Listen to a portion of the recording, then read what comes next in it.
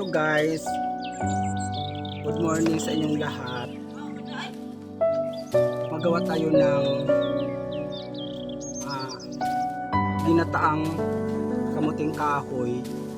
Ito yung luto sa probinsya guys. Tapos lagyan ng sili, tapos igisa mo siya ng sibuyas, kamatis, kuman, tapos ay man tong kuanggang itong akong sahog.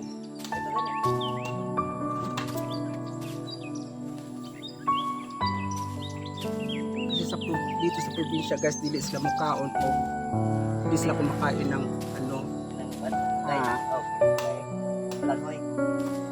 dahon ng kamuting kahoy. Dito hindi kinakain ito, pero sa Manila kinakain talaga ito. Ito yung sahog, taba ng baboy, isa ko siya.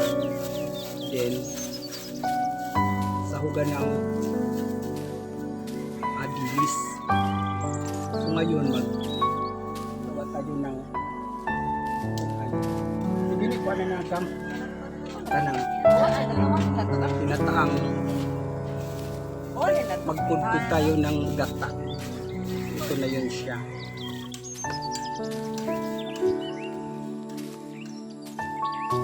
Pero yun sa pagproseso hindi ko na lang inano kasi ano na siya, kasi pwesto na natin yung ano. Ay ako saning ko lang ang itong kutsilyo gang, ako saning ko ano itong taba ng baboy. Itong taba ng baboy guys, iwain ko siya. Dahon ng kamuting kahoy, hindi ito kinakain dito guys, Manila lang ito kinakain. Kaya sabi ng mga pinsan ko hindi daw sila kakain. So sa Manila, bibili ko saan sa palengke yung dahon ng kamuting kahoy. Maraming kamuting kahoy doon sa likod. So maraming gata ng nyug dito kasi doon maraming puno. Tawag sa Bisaya tubuling ng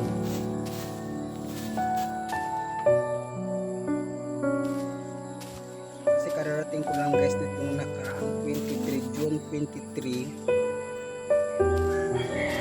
Diri na natin makagukay. So okay na to siya guys. Tapos ito yung sili, na lang natin ito.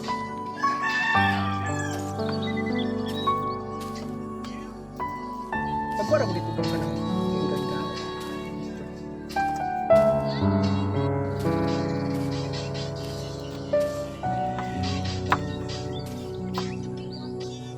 First time nilang pero patikman ko sa kanila to. Bago ba nipon? Dahon ng kamuting kahoy. Usually sa Manila, laing. So, parang laing siya. Pero kamuting kahoy siya. Maraming kamuting kahoy sa likod. So, sige na gang. Ito naman yung dilis.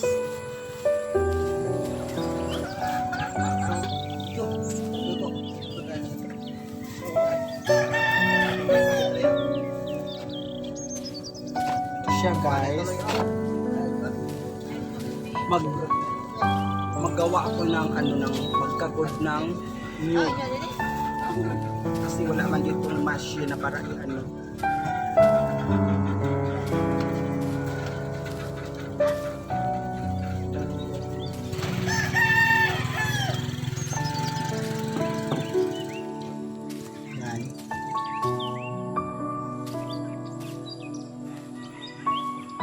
Gang asa makukuan ka niyo? Ito ganon. Nagkuha ro gayang ka. Kung balik ko ay tanggana. Magkagod tayo guys ng ng nyug. First time ko magkagod guys.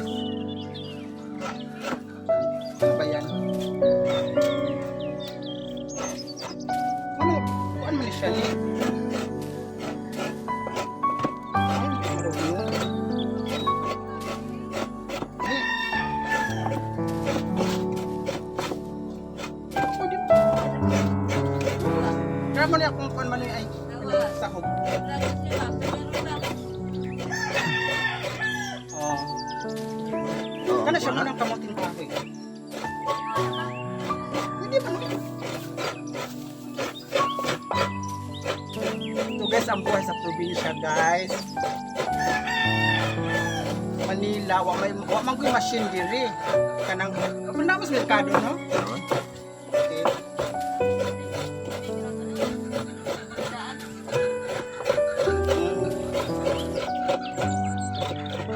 Pipigain to siya ng pag maghaling ka na lang gang. So igigisa natin ito. Kanina lang siguro, di na lang siya kusa kasi maano eh. Marami na. Ako lang siguro. May customer naman ko.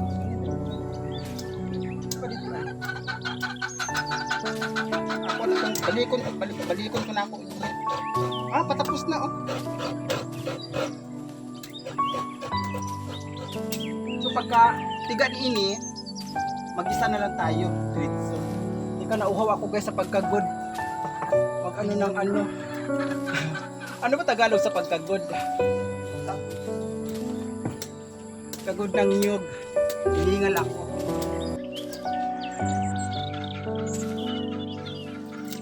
Oh my God. Bata pa ko, ganito ang ginagawa ko noon.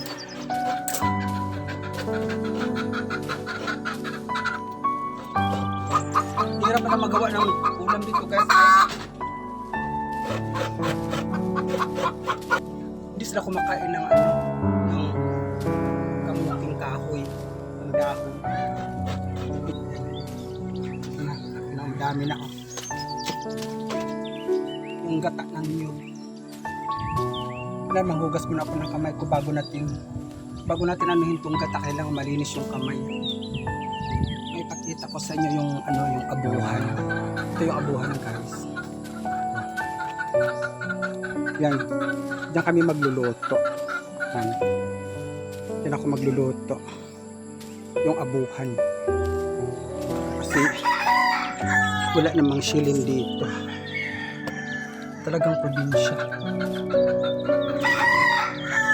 Kung walang yelo dito sa probinsya, mahirapan ako guys kasi hindi ako sanay ng walang malamig na tubig.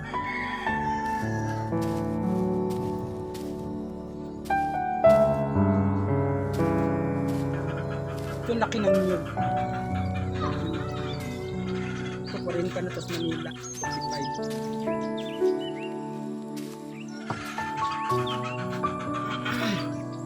Yung gata namin, oh yan, sarap. Luto. Tapos yung taba ng baboy. Tapos yung siling green. Ito yung talbos ng kamuting kahoy, balangkoy. Tapos ito yung dilis. Ito yung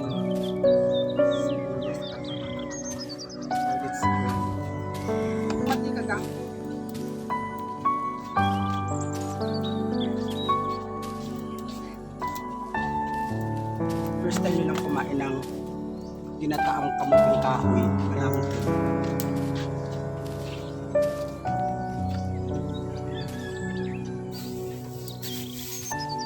Naglag ang camera guys kasi yung garlic at saka onion.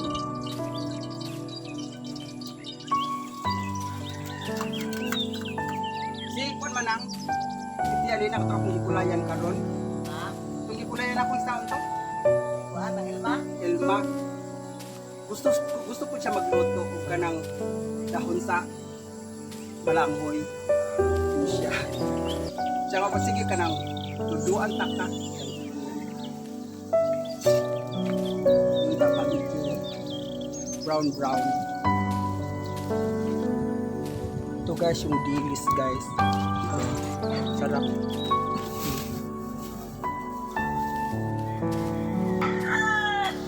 Dala.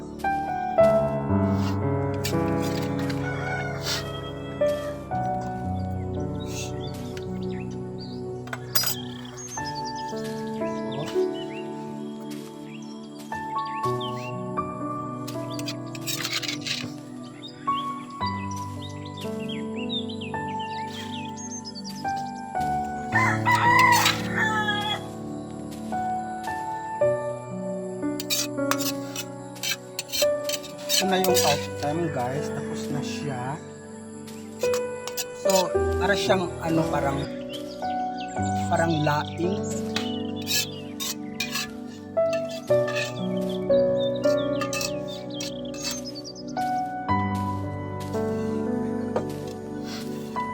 Para siyang laing. So,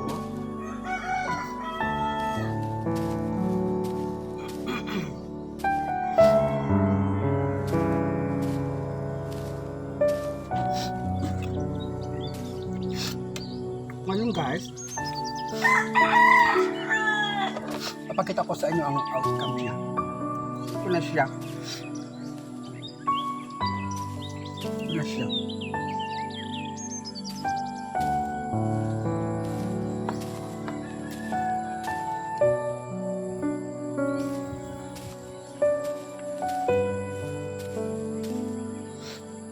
So ito na siya yung outcome guys. So para siyang lahat. Ito na lahat. Dahon ng kamuting kahoy. So taba ng baboy, dindilis, siling mahaba, magic sarap, tapos gata ng nyog. So lahat nandito na guys. So ito na yung outcome nito guys. Sarap. Kain na kami gutom.